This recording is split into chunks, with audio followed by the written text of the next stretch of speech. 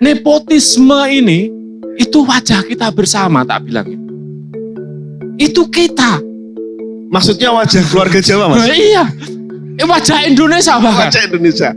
Iya kan? Bogendrov itu ya. Itu mengatakan bahwa Keraton Jogja itu sudah menjadi rumah bordil. Berarti tidak salah ya ketika anak seorang presiden. Nah, waduh, pertanyaannya berat ini. Mereka masih percaya dengan nilai-nilai tradisi Jawa sebenarnya, Mas. Okay. Buktinya ada cek kodam. Ya. Ilmunya tertingginya orang Jawa itu ilmu etok-etok. Ya. Akhirnya skill tertingginya apa? Berpolitik. Mas, seluruh calon presiden itu pernah ke sini, Mas. Itu kesaksian juru kuncinya. Kecuali satu. Amin Rais. Makanya nggak jadi.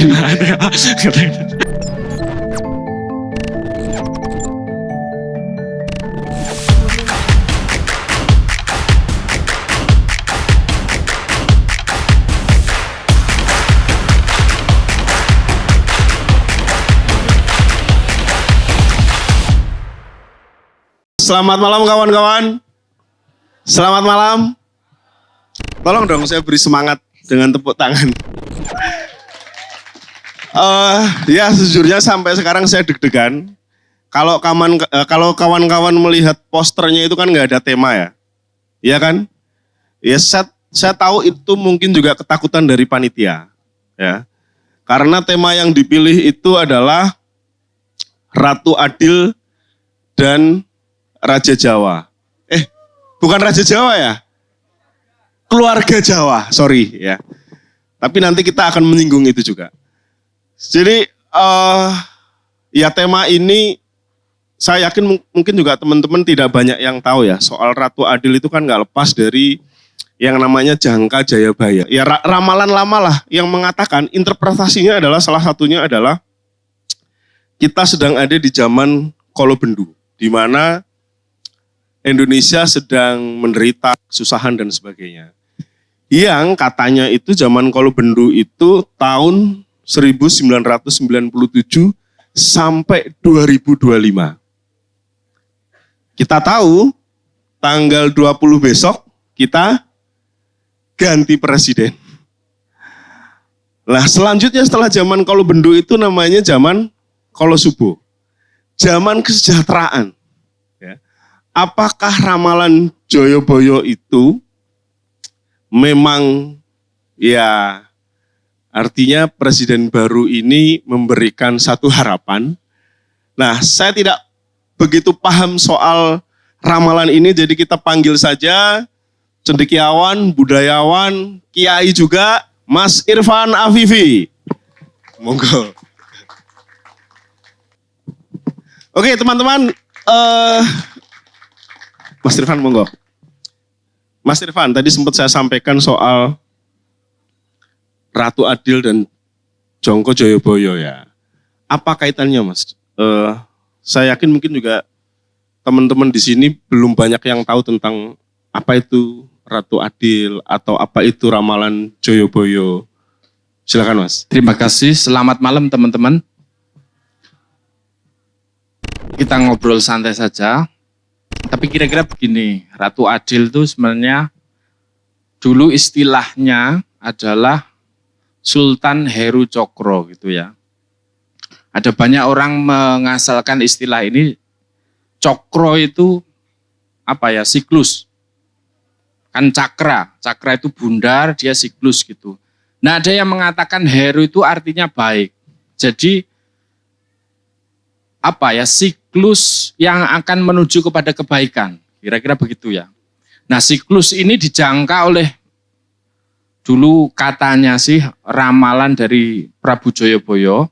Tapi sebenarnya juga naskah terkait Jongko Joyoboyo ini baru ada di zaman Mataram Islam bahkan. Jadi akhirnya cerita tentang Ratu Joyoboyo itu dulu diajari seorang maulana, seorang syekh dari Tanah Ngerum itu yang mengajari Prabu Jayabaya terkait masa depan Jawa sejak Prabu Jayabaya. Jadi dia menghitung itu ada 8 masa yang akan dilalui oleh orang Jawa begitulah kira-kira gitu ya. Dari mulai Kediri, kemudian nanti musnah jadi 4 kerajaan, kemudian Pajajaran, kemudian ada jadi Majapahit, Majapahit jadi Demak, Demak jadi Pajang, Pajang jadi Mataram begitu. Nah, yang menarik adalah nanti di setelah masa Mataram ini kemudian akan datang, diramalkan akan datang bangsa dari luar, dari tanah seberang, dari pulau Nuso Srenggi, ada yang ngomong juga Nuso Prenggi gitu, yang akan menjajah Indonesia. Nah itu kemudian mulai saat itu sebagai zaman Kolobendu. Zaman kesengsaraan, zaman penderitaan, zaman edan, kalau Ronggo Warsito itu bahkan menyebutnya sebagai zaman edan, sehingga nanti tapi tidak akan lama akan berganti dengan zaman keemasan atau Kolosubo gitu ya. Nah kalau dulu Mas, itu zaman keemasan itu sudah tercapai ketika kita merdeka gitu. Nah kalau sekarang ada soal tafsir terkait zaman Kolobendunya itu berulang lagi di sampai 2000 berapa ini? 2025. Itu saya kurang terlalu tahu, tapi nanti pasti akan muncul zaman keagungan begitu yang dimana ditandai oleh munculnya sosok Ratu Adil atau ratu yang akan membawa keadilan kepada masyarakat Indonesia, kira-kira gitu. Nah katanya ini bocorannya di Serat Jongko Joyoboyo itu nanti setelah kemerdekaan itu ratu keempat atau kelima itu yang akan membawa kemakmuran, kejayaan bagi Indonesia. Setelah itu nanti muncul penandanya macam-macam ya, tapi kira-kira ratu ini yang akan membawa kejayaan keemasan Indonesia. Enggak tahu itu ada hubungannya dengan Indonesia emas 2045, saya enggak tahu. Begitu Mas. Oke. Nah Mas, soal Ratu Adil tadi itu kan tadi disampaikan soal Heru Cokro lah. Ya ada Cokro Manggilingan sama nggak sih? Ya. Muter lah. Nah, konsep Ratu Adil itu kan kemudian di setiap zamannya dipercaya. Ya. Ketika sebelum kemerdekaan, kemudian itu selesai ketika kemudian merdeka. Ya. Orang menganggap bahwa Soekarno adalah Ratu Adil. Ya. Kemudian muter lagi nih gitu kan. Jadi seolah-olah ketika zaman Soeharto itu masuk lagi di zaman Kolobendu gitu kan. Oh, oke. Ya kan? Nah, konsep Ratu Adil itu apakah sampai sekarang ya dipercaya oleh masyarakat Jawa akan muncul lagi nih Ratu Adil gitu kan. Ya. Karena selalu dianggap ya kesusahan, bencana itu akan datang lagi lah. Tapi gini, penandanya sebenarnya salah satu penanda, beberapa penanda untuk munculnya Ratu Adil itu 2 hal. Satu adalah terjadi bencana bencana alam yang maha dahsyat. Ya. Yang kedua adalah terjadi kerusakan tatanan moral yang luar biasa. Plus nanti secara ekonomi akhirnya juga berdampak luas terhadap masyarakat. Benar-benar. Saya kasih contoh misalnya di zaman dulu Pangeran Diponegoro diulu-ulukan sebagai Sultan Heru Cokro, Ratu Adil. Itu penandanya tahun 1822 sama 1823 itu terjadi bencana alam yang begitu besar. Yaitu satu, meletusnya Gunung Merapi yang besar sekali waktu itu. Kedua adalah peristiwa merebaknya wabah kolera kalau nggak salah. Itu di tahun 1823 yang itu melanda tidak hanya Indonesia tapi juga Asia secara umum. Alias penanda alamnya itu terjadi. Kedua, secara moral itu memang bejatnya minta ampun. Ada salah satu pengakuan dari salah satu pejabat Belanda ya namanya Hogendorf itu ya. Itu mengatakan bahwa Keraton Jogja itu sudah menjadi rumah bordil. Karena sudah akhlaknya bejat semuanya begitu. Kemudian situasi ekonomi masyarakatnya pajak naik, harga beras naik, kemudian muncul banyak berandal-berandal kaum Durjono, orang yang membunuh gara-gara memang tanah pertanian mereka diserobot kemudian dijadikan tanah-tanah perkebunan yang disewakan kepada swasta. Termasuk waktu itu masyarakat Tionghoa sama masyarakat Eropa. Alias terjadi arus modal besar yang masuk kepada bangsa ini. Yang kemudian menggusur kemakmuran rakyat waktu itu. Dan akhirnya muncullah kelompok-kelompok Durjono, kelompok-kelompok bandit sosial gitu yang kemudian menyabotase itu semua. Nah dari penanda-penanda itu kemudian muncul semua sehingga diharapkan akan orang mengimpikan Ratu Adil. Nah pertanyaannya tadi, apakah hari ini bisa muncul Ratu Adil lagi, Mas? Kalau pertanyaan itu ditanyakan ke saya, kamu harus memunculkannya. Kalau enggak ada ya mari kita munculkan. Maksudnya kalau dalam konsepsi Jawa itu begini,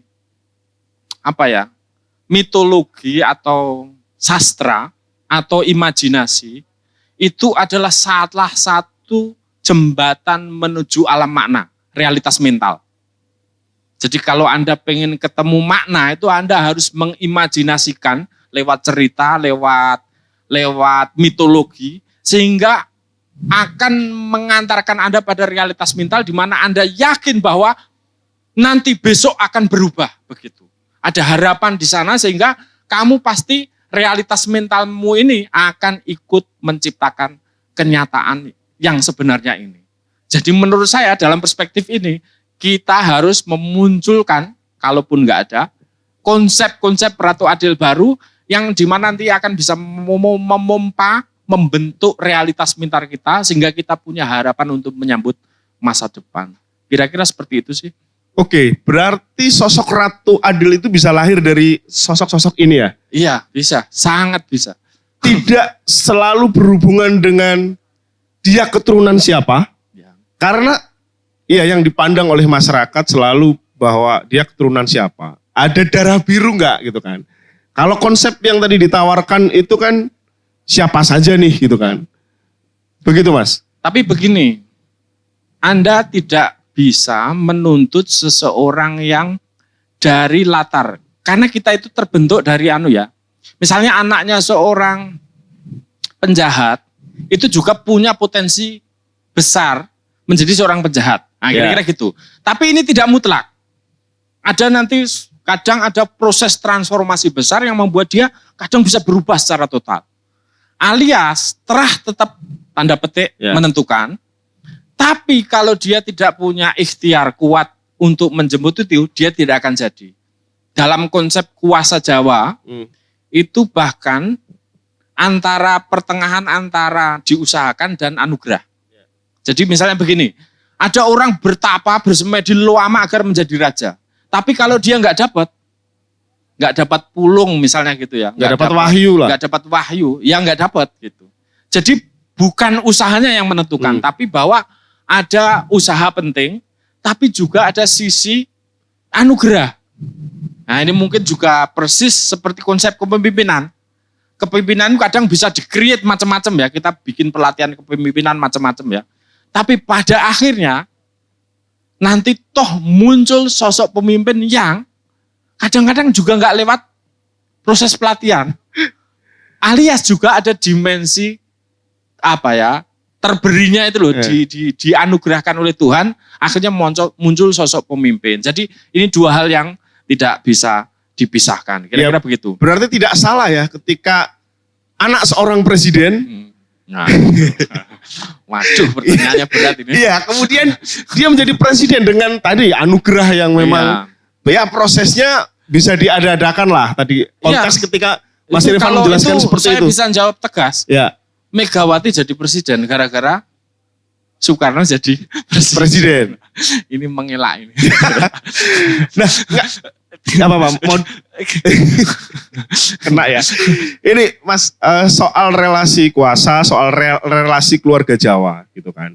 Jadi bahwa ya seorang keturunan nggak salah juga ketika dia kemudian meneruskan atau kemudian dapat anugerah di mana orang-orang itu menganggap harusnya dengan keturunan yang ya bibit bebetnya jelas, bobotnya, dia juga akan berbobot lah. Nah dalam konteks keluarga Jawa nih Mas, bagaimana melihat soal ya relasi keluarga ketika kemudian sekarang yang yang banyak dibicarakan adalah soal nepotisme, soal hubungan kekeluargaan. Kita kemarin lihat sendiri ketika pemilihan anggota legislatif banyak sekali kan anak-anaknya anggota DPR yang maju, yang jadi dan sebagainya. Dan dalam konteks keluarga Jawa itu seperti apa sebenarnya? Nah ini memang kita itu sudah berubah ya. Jadi kan sekarang bukan eranya kerajaan lagi. Ya. Kalau dulu memang kerajaan itu basisnya begitu ya. Karena diangkat berdasarkan terah dan dalam banyak hal berdasarkan terah begitu ya. Tapi kemudian kita berubah sebagai sebuah demokrasi di mana prasyaratnya itu memang dalam sistem demokrasi kita mengandaikan bahwa siapa yang berprestasi dia akan mendapat gitu ya. Jadi basisnya bukan lagi terah tapi juga capaian prestasi seseorang dari usaha seseorang begitu ya. Tapi kan ini idealnya ya. Tapi kan kenyataannya enggak begitu karena memang proses transformasi bangsa ini itu memang setengah-setengah, enggak pernah benar-benar tuntas untuk bergabung ke dunia modern. Kita masih ingat ya. Jadi karena pendidikan bangsa ini, politik etis itu dicangkokkan dari luar, itu akhirnya kultur misalnya saintifik di masyarakat kita sampai hari ini, kita tahu kultur saintifik itu adalah salah satu inti dari modern, itu ternyata juga nggak membentuk kultur saintifik. Akhirnya yang terbentuk adalah melanjutkan tradisi feodalisme lama, alias membentuk amtenar baru, pejabat jabatan kolonial lama. Sampai hari ini kalau ditanya teman-teman, kuliahnya di mana-mana, obsesinya jadi ASN, jadi PNS. Enggak pernah ada yang punya niat jadi saintis. Universitas kita, akhirnya seluruhnya namanya nama bangsawan. Universitas Brawijaya, Universitas Gajah Mada, Universitas Airlangga itu seluruhnya nama raja-raja Jawa. Enggak ada yang nama pujangga itu. Jadi akhirnya kultur ini bertahan lama. Jadi akhirnya struktur nilai-nilai lama ini enggak pernah tertransformasi secara utuh dalam sistem baru kita negara modern ini. Jadi jangan terlalu menyalah-nyalahkan banget karena memang kita gagal berintegrasi ke kebudayaan modern. Akhirnya apa yang terjadi karena struktur lama ini bertahan, konsep keluarga Jawanya akhirnya tambah menguat walaupun bentuk-bentuk institusinya sudah modern. Institusinya DPR itu kan institusi modern, sistemnya demokrasi sudah modern. Tapi cara meraihnya kemudian pakai nilai-nilai lama. Pakai suap, pakai nepotisme. Teman-teman pasti kalau teman-teman mengalami ya, misalnya saya istri saya itu dosen di Universitas Brawijaya. Ketika tahu misalnya istri saya itu dosen di Universitas Brawijaya, nanti tetangga yang masih saudara itu berbondong-bondong menitipkan ke rumah saya. Tolong ini anak saya, Mbok, kalau bisa masuk Universitas Brawijaya gitu loh. Nah, nepotisme ini itu wajah kita bersama tak bilangnya. Itu kita. Maksudnya wajah keluarga Jawa, Mas? Nah, iya. Wajah Indonesia bahkan. Wajah Indonesia. Iya kan? Kalau kita mau jujur seperti itu loh. Jadi sebenarnya struktur hari ini praktek berpolitik kita hari ini yang kita kecam itu sedang kita persis seperti menapuk air itu, mendulang air yang kecipratan kita sendiri. Itu wajah kita. Jadi memang kita di level institusional, struktural maupun keilmuan maupun kebudayaan memang sampai hari ini masih ada di fase transisi. Makanya apapun nilai-nilai modern yang tertanam di negeri ini itu nggak pernah benar-benar berhasil. Yang berhasil modernnya bukan nilai-nilainya tapi fashionnya, rumahnya, mobilnya, gedung universitasnya, alat-alat penelitiannya, modern semua, tapi nalar kita, kultur keilmuan kita, saintifik kita seluruhnya obsesinya masih nilai-nilai lama. Nah ini menurut saya PR bersama, dan dalam konteks keluarga Jawa, tidak hanya keluarga Jawa, keluarga, saya kira bahkan keluarga Indonesia karena sistemnya kekerabatan. Saya kasih jeda sedikit, misalnya di Jawa itu apa yang disebut sebagai extended family atau keluarga batih, itu mereka bisa mengurutkan kakek moyangnya itu sampai berapa Mas? Sampai 7 di atasnya. Kakek, buyut, canggah, udek-udek siwur, wareng, itu semua sampai ke atas. Mereka hafal. Alias dalam konteks ini, orang Jawa itu harus kenal keluarga besarnya yang banyak itu, sehingga akhirnya ini sebagai sistem kekerabatan untuk saling mendukung dan membantu. Nah, makanya jangan heran sama praktek nepotisme. Nah, kita sekarang lagi fase transisi masuk dunia modern yang berusaha ingin mengikis itu. Tapi kita masuk dunia modern pun nilai-nilai kita akhirnya kita terus-menerus warisi sampai hari ini. Kira-kira begitu. Tadi disebut soal saintifik tradisi yang kemudian terkikis oleh nilai modern. Yang nanggung nih, mau ngambil nilai modern sepenuhnya, tapi masih membawa tradisi-tradisi yang tadi seperti nepotisme. Tapi kita juga tahu, Mas, tradisi keilmuan masyarakat Jawa di masa lalu, itu juga banyak yang hilang kan saat ini. Iya. Jadi gini, saya bayangkan begini, sejak politik etis diselenggarakan bangsa ini, kita ingat zaman Soeharto dulu, era developmentalism, era pembangunan, itu semua orang pengen menjadi modern dan pengen menjadi barat. Harapannya begini, mau mengejar ketertinggalan barat atau ketertinggalan modern, dengan cara apa? Membuang seluruh warisan tradisi. Yang modern nggak kekejar, yang warisannya hilang. Akhirnya mandek di tengah-tengah.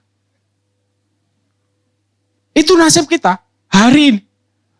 Kehilangan tradisi, ribuan tradisi, tapi ngejar karena startnya dari sejak awal itu memang startnya belakangan, akhirnya nggak pernah kekejar. Beberapa negara, misalnya kayak di Cina, di Jepang, yang negara-negara Asia hari ini, kenapa mereka bisa mengejar? Mereka perlu revolusi. Cina itu perlu revolusi kebudayaan. Jepang itu kadang ada banyak guyonan kan, orang Jepang kalau kuliah di luar negeri itu, kalau orang Jepang itu kalau belajar sampai dia ngantuk baru tidur. Orang Cina begitu juga. Orang Korea dia sampai tertidur di atas mejanya. Kalau teman-teman lihat pelajar Indonesia yang di luar negeri, ketemuannya sama IPPI, Ikatan Pelajar Indonesia di negeri, nanti pleset-pleset bareng. Jadi kontras, benar-benar kontras. Kita perlu revolusi, tapi juga memang kita kulturnya memang ya begini. Nah, gimana? Saya tidak sedang menjelek-jelekkan ya. Tapi itu untuk bahan refleksi kita bersama. Itulah Indonesia hari ini, sampai detik ini minimal. Kira-kira begitu. Oke, jadi kawan-kawan siap untuk revolusi? Ora lah. Karena mereka masih percaya dengan nilai-nilai tradisi Jawa sebenarnya, Mas. Okay. Buktinya ada cekodam. Ya. Hah, iya kan?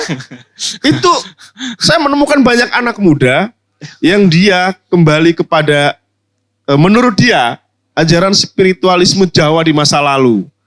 Ya, banyak sekali saya menemukan anak-anak muda yang seperti dia kembali, tapi ya tadi ada yang nilai-nilai yang diambil gitu kan.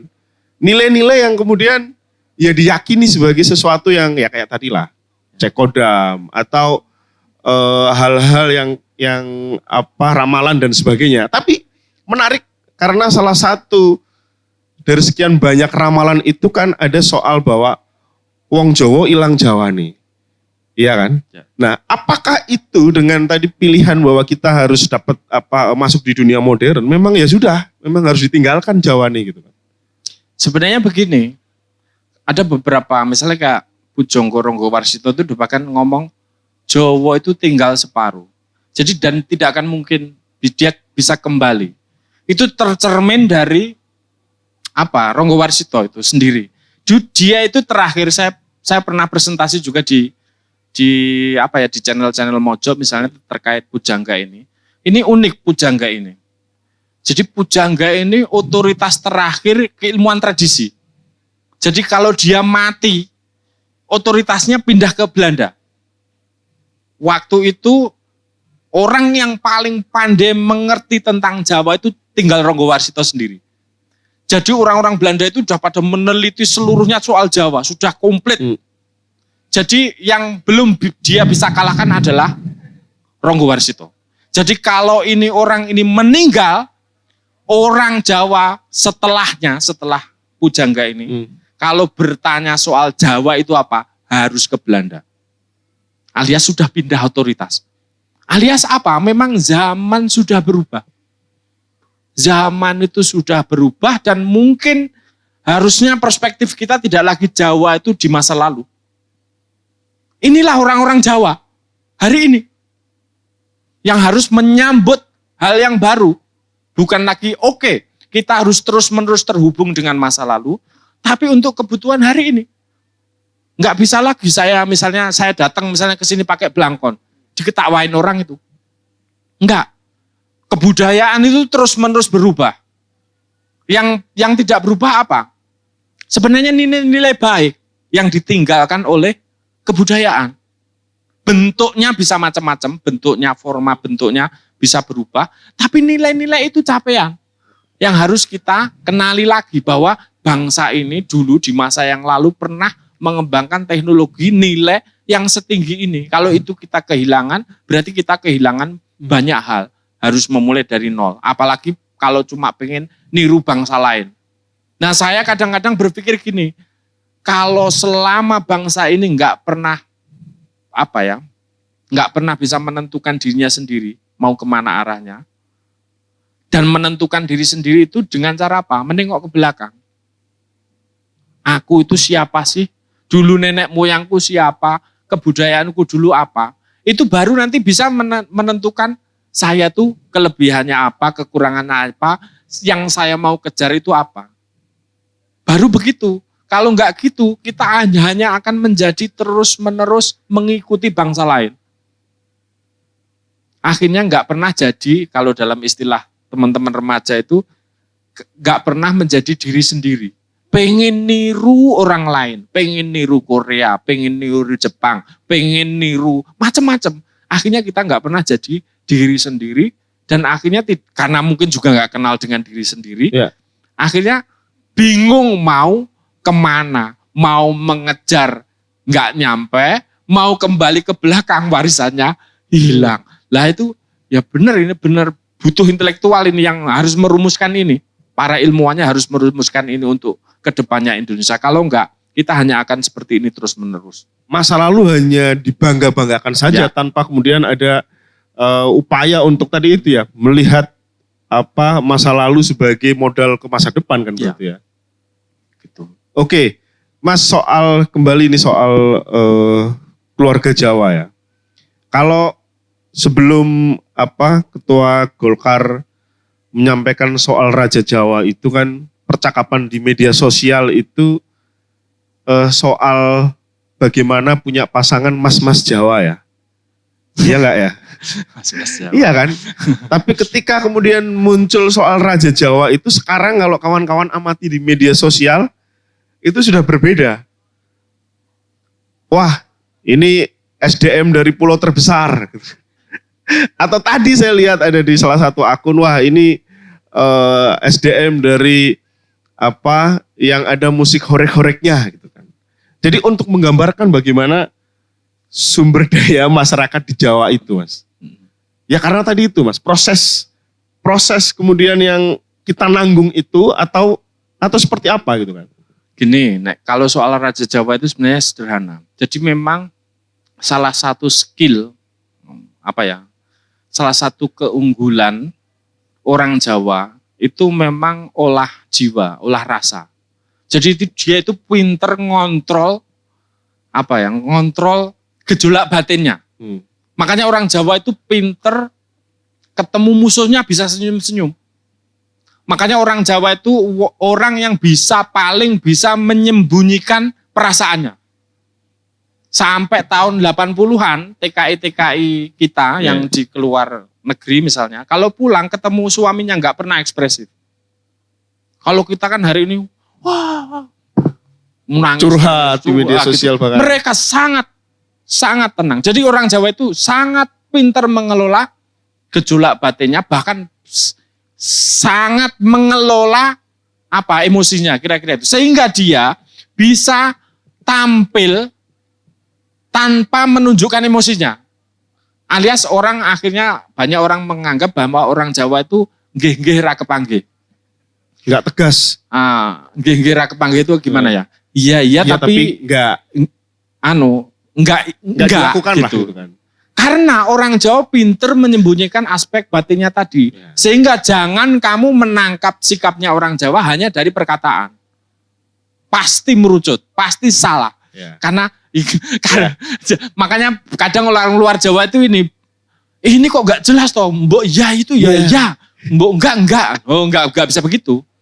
Bahkan itu ada latihannya. Kalau dalam tradisi Jawa itu orang itu harus pamit misalnya, monggo silahkan diminum. Boten. Ya. Maksudnya tidak itu kan tidak. Ya. Ngerti toh? Jadi bukan berarti tidak gitu. Jadi orang harus membaca yang bukan di perkataannya. Tapi harus membaca mimiknya, harus membaca raut mukanya begitu. Jadi kemampuan menjangkau apa yang di sebalik kata-kata. Nah, kira-kira gitu. Akhirnya mereka terlatih dari sejak kecil. Alias orang yang pinter berpura-pura. Alias dia pinter, ilmunya tertingginya orang Jawa itu ilmu etok-etok. Iya. Akhirnya skill tertingginya berpolitik. Benar. Dan makanya dia dalam konsep merumuskan kekuasaan Jawa itu bisa paling tercanggih dari teman-teman yang lainnya, suku-suku yang lainnya. Akhirnya matang dan warisan konsep kuasa ini tertanam dalam tradisinya. Dia nggak perlu belajar di sekolah. Dia sudah dilatih dari sejak kecil. Ketemu musuhnya itu bisa sangat, monggo silakan diunjuk rumiin. Padahal itu musuh bebuyutannya. Pinter mengelola teknologi batinnya dan lain sebagainya. Dalam hati itu titenono. Nah gitu. Titenono besok gede apa kan gitu. Begitu dan itu memang. Nah ini yang kadang-kadang tidak dijangkau oleh ilmu politik modern. Akhirnya mereka kelabakan. Wah ini kok gerakannya ke sini. Gerakan menangkap hanya dari perkataan-perkataannya dikumpulin. Oh kayaknya sikap Jokowi, sikap Prabowo ini kayaknya gini. Dari perkataan oh jangan ketipu kamu. Kira-kira gitu ya. Ya, saya mengingat ketika kecil itu, orang tua saya marah itu dengan cara misalnya kita melakukan kesalahan. Maka dia tidak akan membentak atau apa. Tapi dia ngomong, terus no. Iya gak? Ya itu namanya dilulu itu. Iya dilulu. Itu orang Jawa marah gitu kan. Begitu. Kalau kawan-kawan mengalami zaman Soeharto, dia terkenal sebagai smiling general. Iya benar. Dia senyum. Tapi ya dalam catatan sejarah kekejamannya kawan-kawan tahu gitu kan.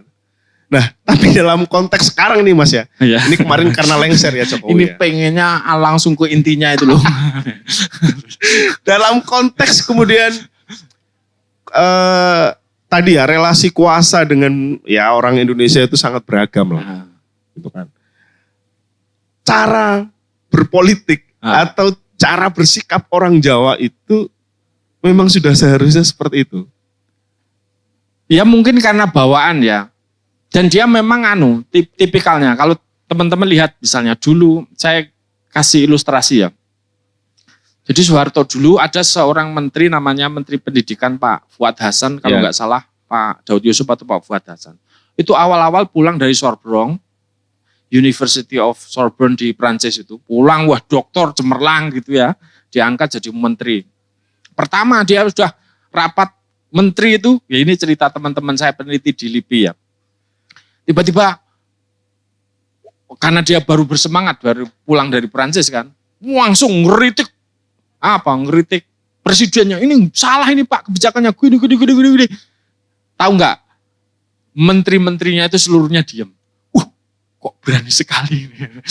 Terus presidennya itu cuma senyum. Tiba-tiba tetangganya, menteri yang sudah lama, senior, akhirnya dia lama, baru berapa 1 bulan berikutnya dia sudah bisa menyesuaikan diri.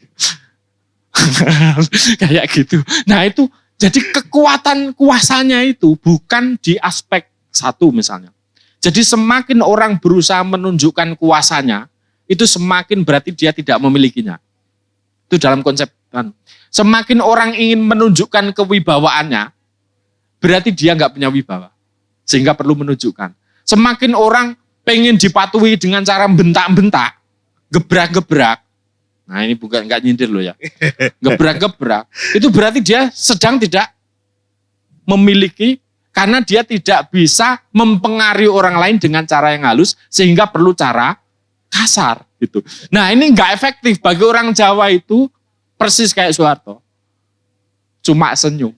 Saya kasih contoh lagi, suatu saat itu dia pergi sama Murdiono. Itu dulu apa ya? Menteri Penerangan. Penerangan ya. Murdiono pernah penerangan ya?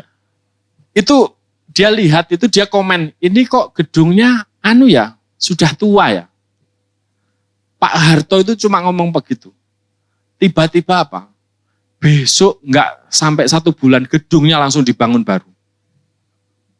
Jadi bahkan sudah pakai sindiran. Bukan lagi perintah. Nah ini kuasanya ngeri. Ini saya tidak sedang memuji Pak Harto ya. Dia kesalahannya banyak, bahkan dosa HAM-nya luar biasa.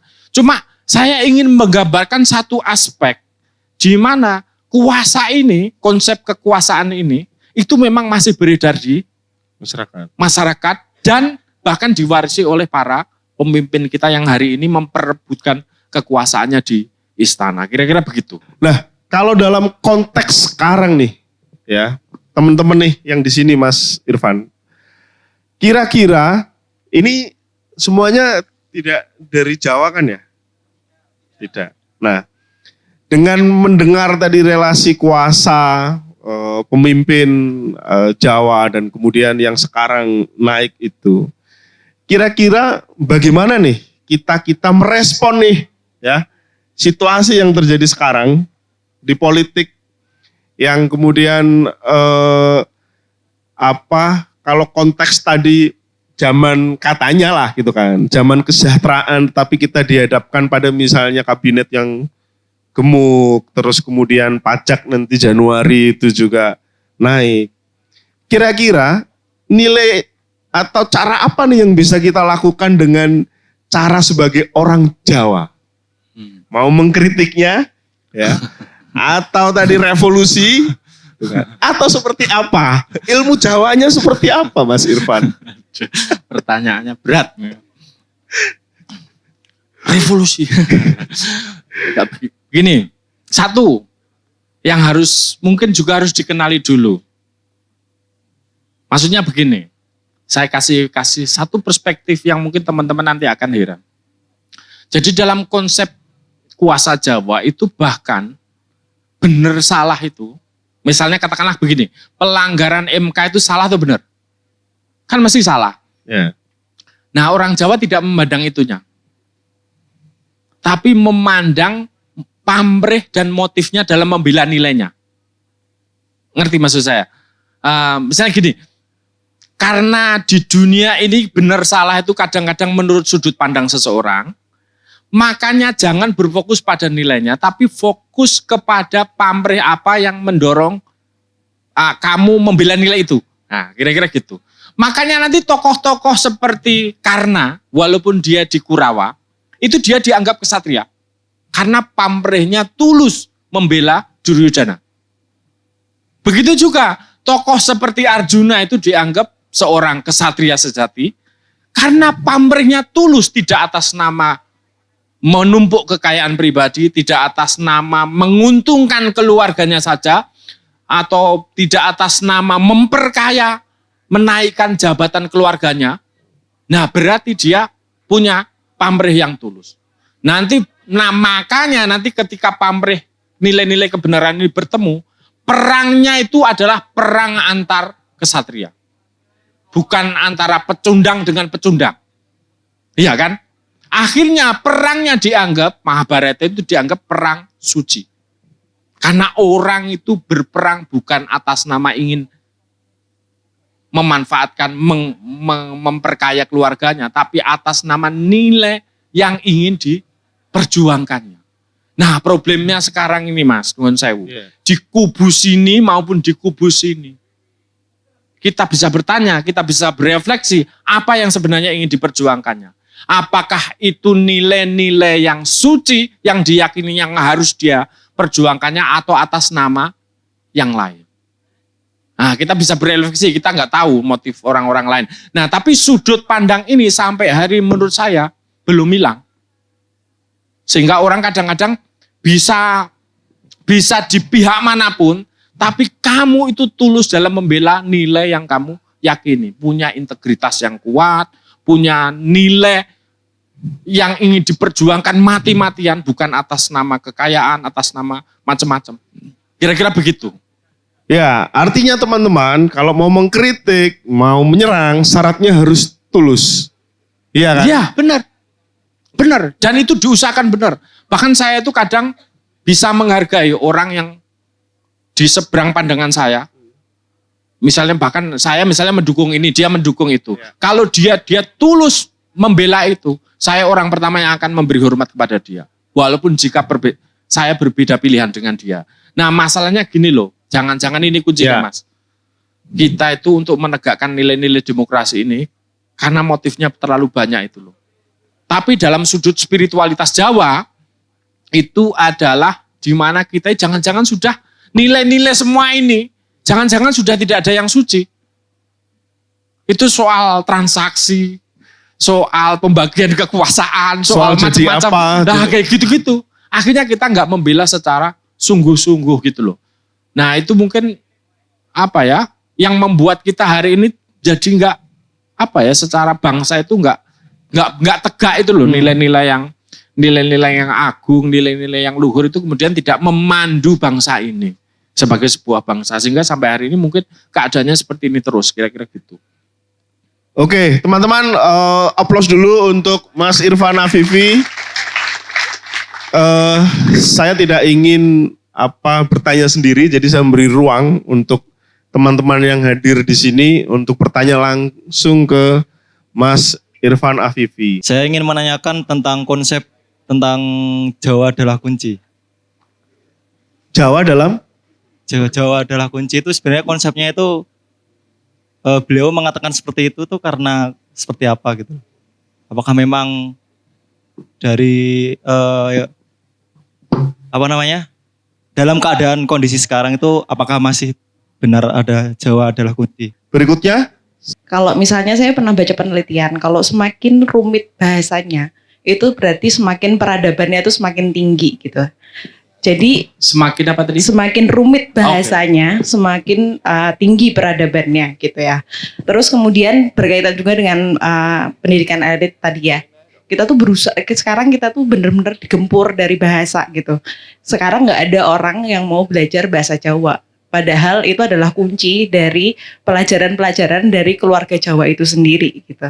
Kalau misalnya dari Mas Irfan Afifi bagaimana memandang soal linguistik Jawa dan kunci-kunci ajaran Jawa. Tadi sebenarnya sudah cukup dijelaskan sedikit ya soal sanepan, soal bagaimana memutuskan baik, benar dan benar kayak gitu ya. Itu aja sih, makasih. Jadi saya ingin meneruskan, moderator tuh kayak ingin mancing ke politik terus tadi itu. Jadi saya akan coba yang mengeksekusinya.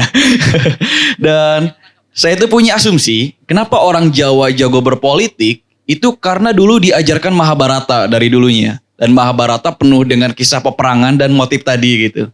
Kemudian ya itulah yang menjadi regenerasinya itu. Dari cerita itu, makalah jago berpolitik gitu. Mungkin selain dari bahasa yang banyak tadi. Nah saya tuh penasaran soal Ratu Adil. Raja Jawa ini. Jadi kan saya ingat dulu Soeharto menjadikan Sultan Jogja sebagai wakil presidennya. Sebagai bukti saya Raja Jawa yang asli gitu, yang kuat dibandingkan Sultan Jogja itu. Makanya dijadikan wakil presiden. Nah kemudian maju ke Jokowi. Waktu penyerahan tongkat Diponegoro dari Belanda ke Indonesia, Jokowi berhalangan. Akhirnya sama Anies Baswedan tuh yang menerimanya, perwakilan dari Indonesianya. Itulah yang membuat Jokowi katanya secara itunya ya, secara kejawaannya iri. Harusnya saya yang megang itu gitu, bukan Anies. Nah, tapi saya nggak tahu dari sisi Ganjar dan Prabowo apakah mereka punya pandangan seperti itu. Tetapi makanya ada yang lucu. Anies sama Jokowi itu lagi bertarung soal itu, soal kledik itu katanya. Siapa yang duluan megang, makanya sih dijegal itu, katanya kayak gitu. Soal Raja Jawa tadi. Nah, jadi yang ingin saya tanyakan tuh, apakah benar orang Jawa berpolitik jagonya itu karena kisah Mahabharata, ada storytelling yang kuat di sana? Yang kedua, karena Diponegoro udah di-spill tadi, apakah memang barang siapa yang memegang tongkat atau meneruskan narasi dari Diponegoro, dialah Ratu Adil itu gitu. Kira-kira seperti itu pertanyaannya. Terima kasih. Oke, Mas siapa? Rizky. Mas Rizky. Silakan Mas Irfan. Ini yang dari yang paling mudah dulu. Jadi Jawa kunci itu kayaknya ada di film PKI itu loh. Ya kan? Itu omongannya Aidit atau siapa itu? Jawa adalah kunci kan gitu kan. Akhirnya jadi mantra berulang-ulang gitu. Tapi sebenarnya itu penjelasannya sederhana karena jumlah aja Mas. Bukan karena suku. Jadi saya sering ketemu teman-teman Malaysia itu membayangkan Indonesia itu Jawa. Mereka bayanginnya karena presidennya itu Jawa semua gitu loh. Jadi mereka bayangan mereka tentang Indonesia itu Jawa. Padahal mereka membayangkan dirinya sebagai Melayu. Lah Melayu itu pusatnya di Riau, di Sumatera gitu. Jadi begitu memang begitu ya. Sehingga tadi soal Jawa kunci itu soal jumlah saja. Hampir separuhnya Mas. Jadi kalau mau pemilu kok kamu bisa menguasai yang 50% ini, mesti menang kamu. Itu jadi kunci itu soal itu saja. Itu satu ya. Nah terkait ini tak balik lah. Soal bahasa ini memang pilihan kita untuk menjadi bangsa Indonesia itu memang mengharuskan kita bersepakat bahwa kita punya bahasa nasional bersama. Oke ya, bahasa Indonesia.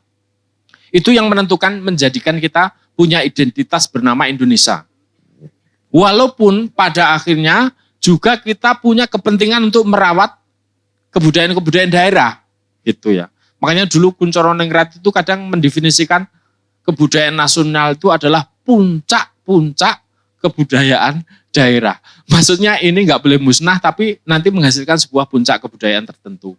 Nah kompleksitas yang disebut bahasa Jawa itu memang apa ya, banyak orang yang sudah meneliti soal ini ya, itu memang bahasa paling kompleks. Karena dia bahasa rasa, sudah sampai kepada bahasa rasa terdalam jiwa manusia.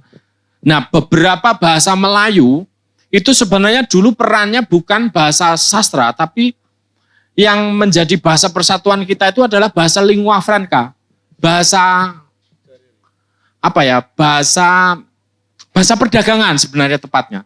Misalnya gini, kalau saya misalnya sampai saya SMA, saya dididik oleh orang tua saya itu dengan mother tongue-nya atau bahasa ibunya itu bahasa Jawa. Makanya kita sampai hari ini, misalnya orang Jawa itu rata-rata kesusahan untuk ngomong bahasa Jawa. Selalu dianggap medok atau apa, itu karena memang mother tongue-nya bahasa Jawa gitu.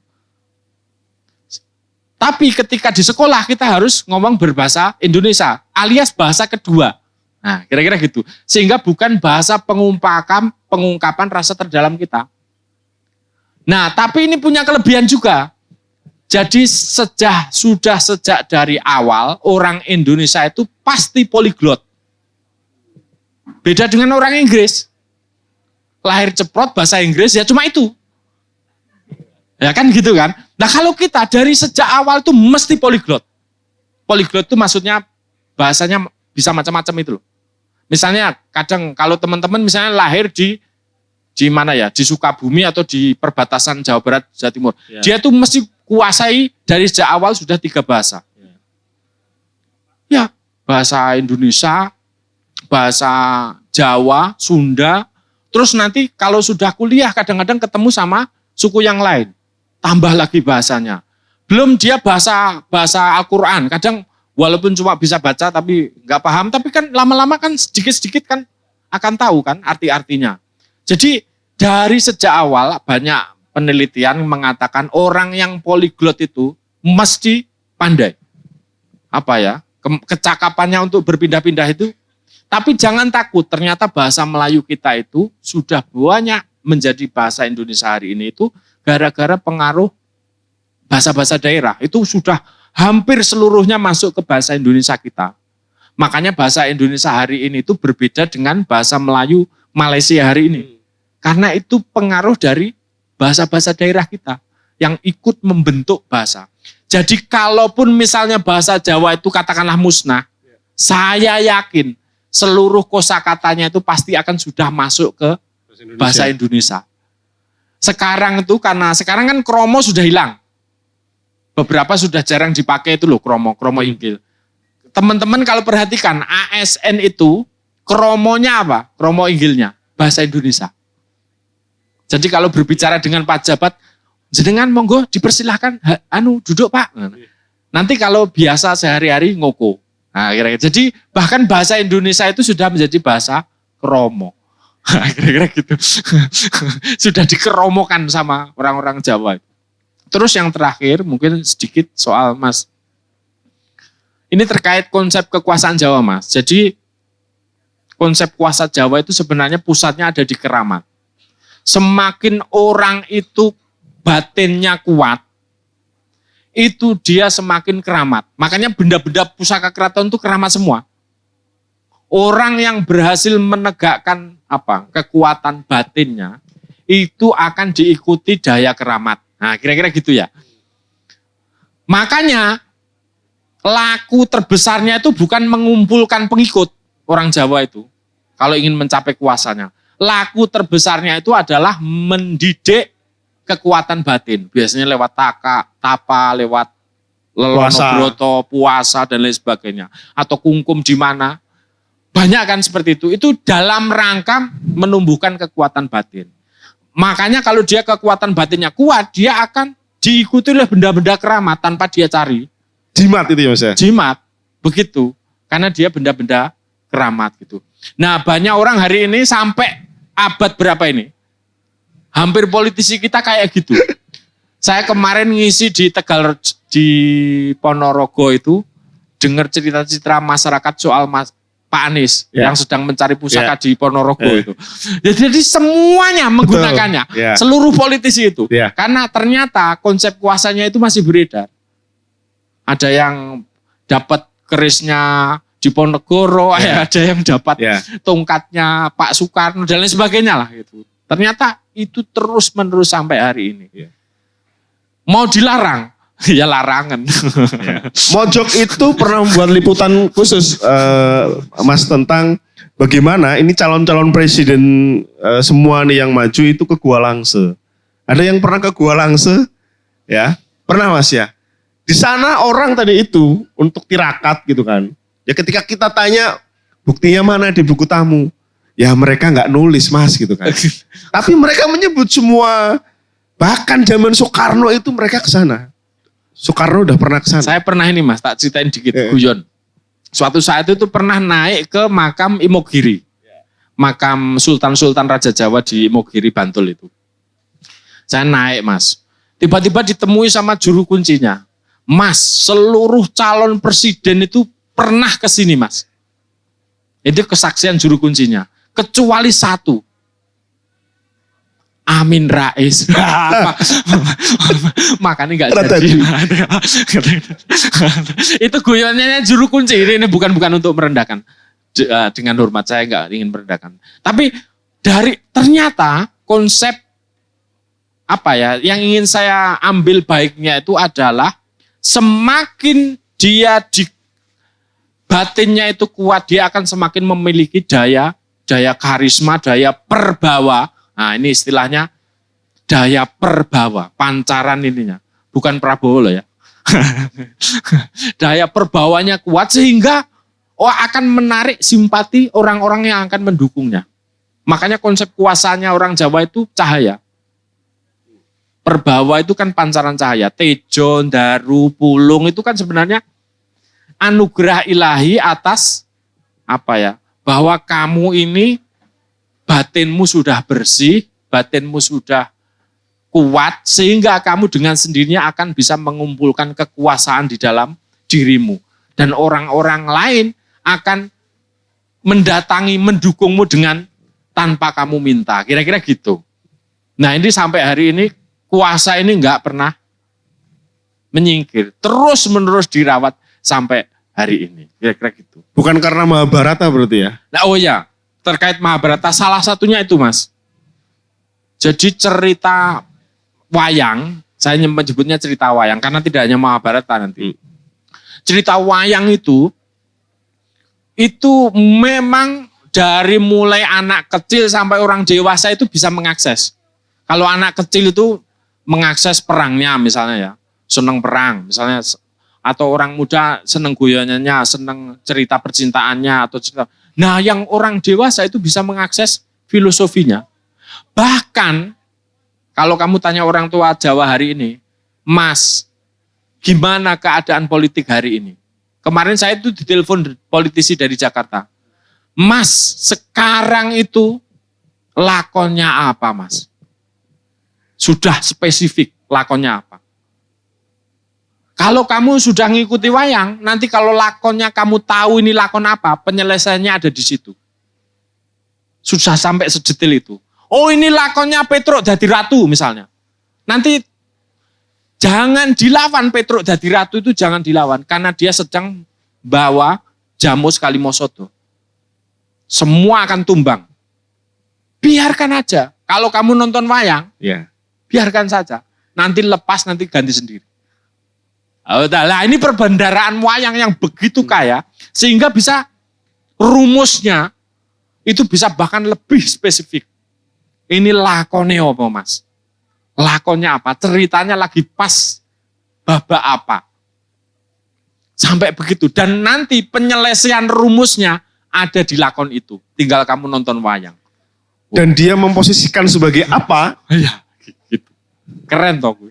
Peradaban macam apa itu? Tapi malah ditinggalkan, ya salahmu sendiri. Akhirnya yang nonton itu yang bisa mempermainkan, bisa menjadi dalang bagi gelegar politik orang Indonesia hari ini, kira-kira gitu.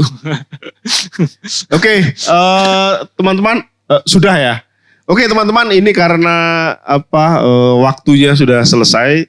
Teman-teman jangan khawatir kalau mau mencari tahu soal Ratu Adil, soal Jawa, itu ada di Basar Buku, termasuk bukunya Mas Irfan Afifi, soal Jawa, Islam, ya soal Ratu Adil juga gitu kan, itu ada. Kalau soal jimat tadi yang dikatakan Mas Irfan Afifi ada di Jas Merah Mojok ya, soal kejawaan dan sebagainya, Mas Irfan Afifi membahas banyak hal di sana, jadi silakan disaksikan.